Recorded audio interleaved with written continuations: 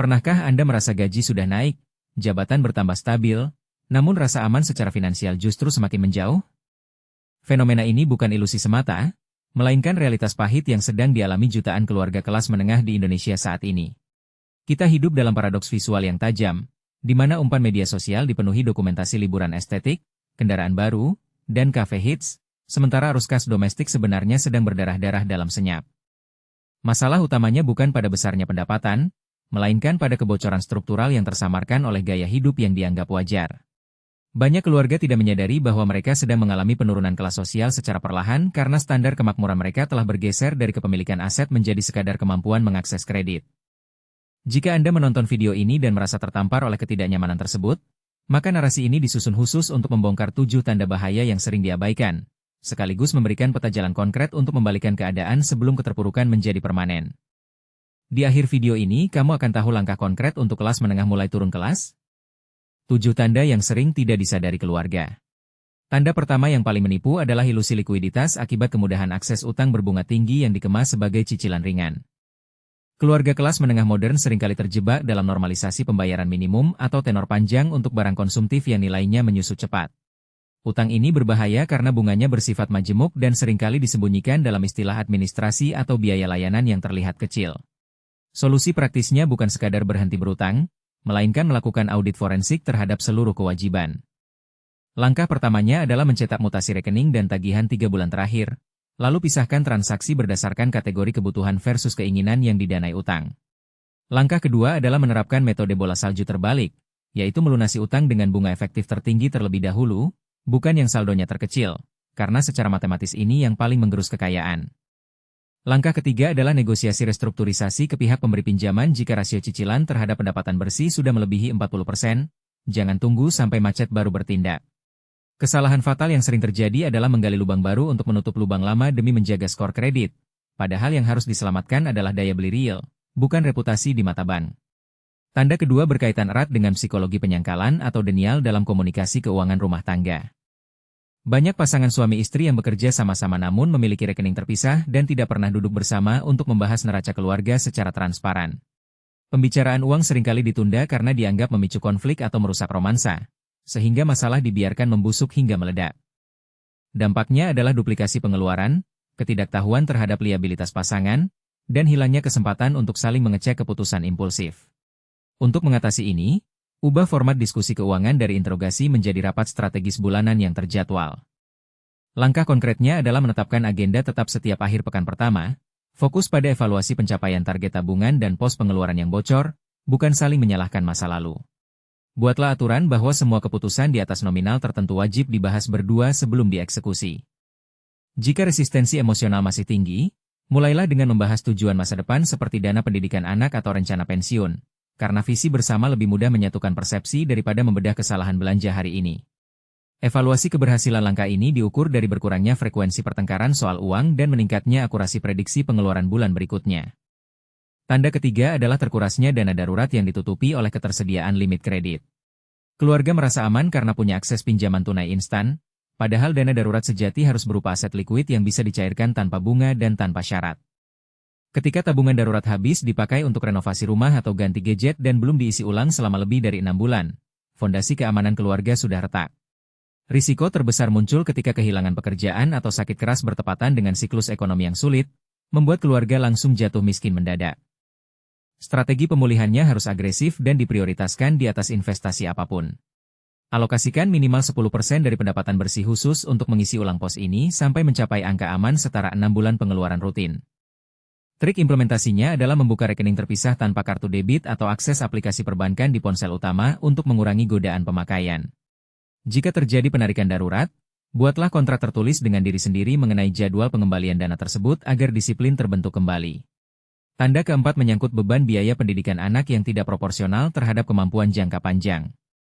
Orang tua kelas menengah seringkali memaksakan anak masuk sekolah internasional atau swasta elit sebagai bentuk validasi status sosial, tanpa menghitung proyeksi kenaikan biaya pendidikan yang rata-rata 10 hingga 15% per tahun. Akibatnya, porsi anggaran pendidikan memakan lebih dari 30% pendapatan, mengorbankan pos dana pensiun dan investasi produktif. Anak memang butuh pendidikan berkualitas, tetapi orang tua juga wajib menjamin kelangsungan hidup keluarga setelah masa produktif berakhir. Pendekatan solusinya adalah melakukan kalkulasi ulang berbasis nilai manfaat, bukan gengsi merek sekolah. Bandingkan total biaya pendidikan hingga lulus universitas dengan estimasi penghasilan awal anak di masa depan serta kapasitas tabungan orang tua saat ini. Jika rasionya tidak sehat, pertimbangkan opsi sekolah negeri unggulan atau swasta menengah yang tetap berkualitas namun berkelanjutan. Libatkan anak dalam diskusi sederhana tentang prioritas keuangan sesuai usianya, agar mereka memahami bahwa pendidikan adalah investasi bersama, bukan hak istimewa yang harus dibayar mahal dengan penderitaan orang tua. Kesalahan umum adalah berasumsi bahwa rezeki akan selalu cukup di masa depan. Koreksi pola pikir ini dengan data historis inflasi pendidikan, bukan harapan optimistis buta. Tanda kelima adalah alokasi anggaran yang berat sebelah antara pengeluaran gengsi dan pembentukan aset. Gengsi bukanlah dosa, tetapi menjadi racun ketika porsinya mengalahkan pos investasi. Beli kopi mahal sesekali tidak masalah, tetapi langganan premium, makan di luar setiap hari, dan pergantian gawai tahunan adalah kebiasaan yang menggerus modal masa depan. Tanda bahayanya adalah ketika Anda lebih hafal spesifikasi produk terbaru daripada kinerja portofolio investasi atau saldo tabungan pensiun. Cara memperbaikinya adalah dengan menerapkan jeda tunggu atau cooling off period selama 72 jam untuk setiap pembelian non-esensial di atas batas wajar. Alihkan anggaran yang berhasil ditekan dari pos gengsi langsung ke instrumen aset produktif seperti reksadana pasar uang atau obligasi negara retail segera setelah gaji masuk, jangan menunggu sisa di akhir bulan. Ukur keberhasilannya dari persentase kenaikan nilai aset bersih tahunan, bukan dari jumlah barang baru yang dimiliki. Ingatlah bahwa kelas menengah yang tangguh dinilai dari ketebalan bantal pengaman finansialnya, bukan dari kilau tampilan luarnya. Tanda keenam adalah stagnasi pendapatan real yang tertutupi oleh inflasi gaya hidup. Gaji nominal mungkin naik 5%, tetapi jika pengeluaran naik 8% karena upgrade standar hidup, maka Anda sebenarnya semakin miskin. Kenaikan gaji seringkali langsung dialokasikan untuk cicilan mobil lebih mewah atau pindah ke apartemen lebih besar, alih-alih mempercepat kebebasan finansial. Ini disebut lifestyle inflation dan merupakan pembunuh diam-diam bagi mobilitas sosial. Antidotnya adalah mempertahankan standar hidup lama setidaknya selama 1 tahun setelah kenaikan pendapatan. Selisih kenaikan gaji harus sepenuhnya diinvestasikan atau ditabung, bukan dikonsumsi. Buatlah tabel perbandingan daya beli gaji Anda 3 tahun lalu dengan sekarang setelah disesuaikan inflasi, agar sadar bahwa kenaikan angka di slip gaji belum tentu berarti kemajuan kesejahteraan. Jika ternyata pendapatan real memang turun, maka solusinya bukan lagi berhemat ekstrim, melainkan mencari sumber pendapatan tambahan atau meningkatkan keterampilan yang bernilai pasar tinggi. Berhemat ada batas bawahnya, sedangkan potensi pendapatan tidak terbatas asalkan disertai peningkatan kompetensi yang relevan. Tanda ketujuh dan terakhir adalah absennya perencanaan suksesi dan proteksi aset yang memadai. Kelas menengah sering merasa terlalu muda atau terlalu sederhana untuk memikirkan asuransi jiwa, wasiat, atau perjanjian pranikah. Padahal, ketiadaan proteksi inilah yang paling cepat menghancurkan warisan dan stabilitas keluarga ketika musibah terjadi. Premi asuransi sering dianggap hangus, padahal itu adalah biaya transfer risiko yang mencegah aset produktif terpaksa dijual murah saat krisis. Langkah praktisnya adalah lakukan audit perlindungan menyeluruh. Apakah asuransi kesehatan mencakup rawat inap realistis? Apakah asuransi jiwa nilainya setara 10 kali pengeluaran tahunan? Apakah aset sudah terdaftar jelas kepemilikannya? Prioritaskan perlindungan kepala keluarga pencari nafkah utama sebelum memikirkan asuransi pendidikan atau unit link yang kompleks. Hindari produk asuransi yang menggabungkan investasi dan proteksi jika Anda belum paham cara kerjanya, karena biayanya seringkali menggerus manfaat keduanya. Evaluasi polis setiap tahun seiring perubahan tanggung jawab keluarga, jangan beli lalu lupakan. Menutup pembahasan ini, penting untuk dipahami bahwa mengenali ketujuh tanda tersebut bukanlah vonis kegagalan, melainkan titik balik kesadaran yang berharga. Turun kelas bukan takdir yang tak terelakkan, melainkan konsekuensi logis dari keputusan-keputusan kecil yang terakumulasi tanpa pengawasan. Kabar baiknya, proses pemulihan bisa dimulai hari ini juga dengan memilih satu dari sekian banyak langkah praktis yang telah dibahas, lalu menjalankannya dengan konsisten selama 90 hari pertama. Jangan mencoba memperbaiki semuanya sekaligus karena kelelahan mental justru akan mengembalikan Anda pada pola lama. Mulailah dari area yang paling menyakitkan atau paling mudah dieksekusi. Bangun momentum kemenangan kecil, dan rayakan progres sekecil apapun.